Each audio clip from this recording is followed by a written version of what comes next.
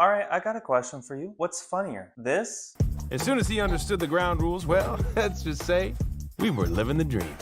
I got the good life. or that? Give me that.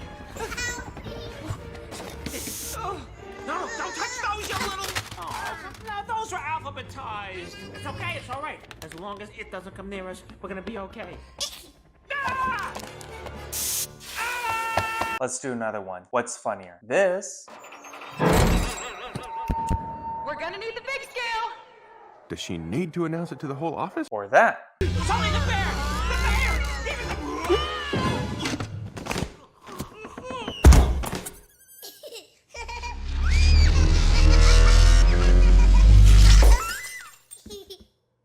What was that? I have no idea, but it would be really great if it didn't do it again.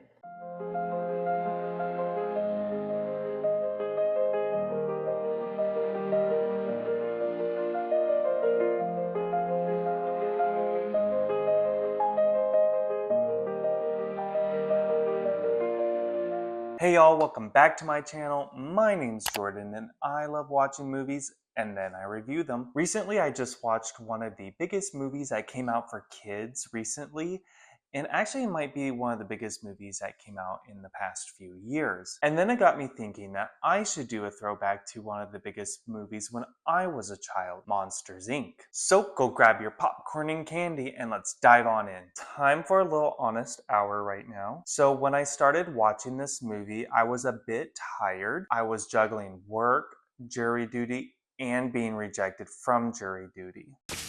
Rejected! Rejected! Yeah, you just got rejected! So I wasn't going in trying to analyze everything about this movie. However, as I was falling asleep a few times, I wouldn't say fall asleep, but you know, my eyes were doing the... Something stood out though, and it was the comedy. I mean, the jokes were great. They landed and they were organic. Hey, thanks a lot. I'll be here all week. And for years, I feel like the comedy in kids' content is just been different and not that good. Not to date myself, but after watching the SpongeBob SquarePants movie, Who lives in a pineapple under the sea? SpongeBob SquarePants. I did notice something about the show. The episodes started feeling off. It was almost like the writers were trying too hard. And it wasn't just for SpongeBob. I also noticed it in other mediums for kids. And unfortunately, I did not listen to Peter Pan. I grew up. And a part of growing up is that you kind of forget some of the things that happened when you were a kid. For me, that was remembering which jokes landed for me as a kid. But I do remember Monsters, Inc. being a staple. I had that iconic blue VHS tape for it.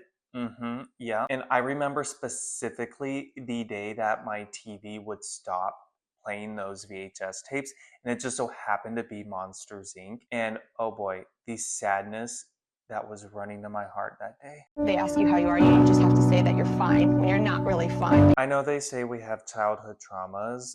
That was one of them. Anyways, no doubt that I did laugh at all the gags. I mean, let's be honest, around that time was the golden age of children's cinema at that time. They had Incredibles, robots, Finding Nemo. I remember laughing my little butt off during those movies. How can you not with Aunt Fanny?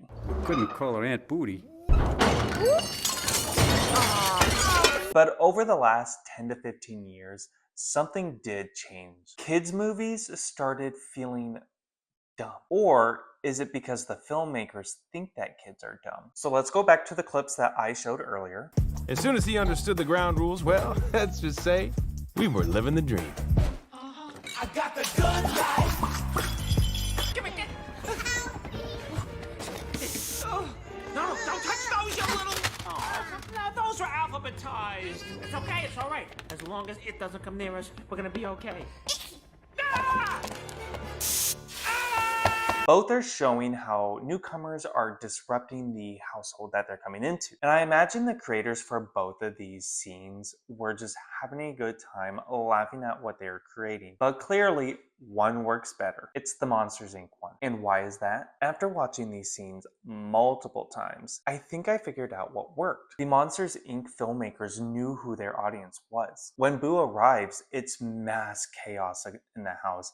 I mean, she is just going through everything, and Mike Wazowski is just going bonkers trying to get everything in order. And then you get this perfect gag where Boo sneezes on Mike's eye, and then he uses the disinfectant that's in his hand to spray his eye. I mean, it's perfect body humor, and I feel like it was earned. Earlier in the movie, you get to see how terrified the monsters are with these kids, and so when Boo enters and then she sneezes on Mike, it's not just random slapstick. It's a full payoff to what we've already learned. And this joke isn't, haha, Mike is the punching bag. The joke is Mike is an over-the-top control freak living in a world that is terrified of kids and think that they are biohazards. So that's layered, and kids can pick up on that. Now, let's go back to Garfield. Sure, he's messing up John's life, but the joke is you don't own the cat owns you. Y'all, I had to stop and mention that this queen has me get up at 6 a.m. every morning to give her canned cat food,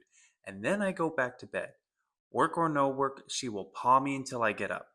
Y'all, the struggle is real. This joke works with adults, but I don't think it works with kids. It's just not relatable. Kids aren't going to laugh at this because they think it's true. They don't own a house. They don't run the routine in the house. They don't have jobs. They aren't the sole provider. They're not living on their own or anything. So they don't have enough experience to really understand the nuances of that joke. What they will laugh at is Mike Wazowski getting sneezed on and then flipping out. And let's talk about another example, a Minecraft movie. There's the scene where it gets nighttime and then all the zombies and the creepers and all that stuff just comes crawling on out. And Jason Momoa runs away screaming like a little girl, not fighting them off. And yeah, sure, that is pretty funny for the first second of it. But here's the thing. He never stops being the punchline. Everyone else is trying to figure out how to fight back. But what happens with Jason Momoa? He keeps screaming like a little girl and keeps getting beat up. Like, dude, throw some punches. I know you work on that little punching bag thingy.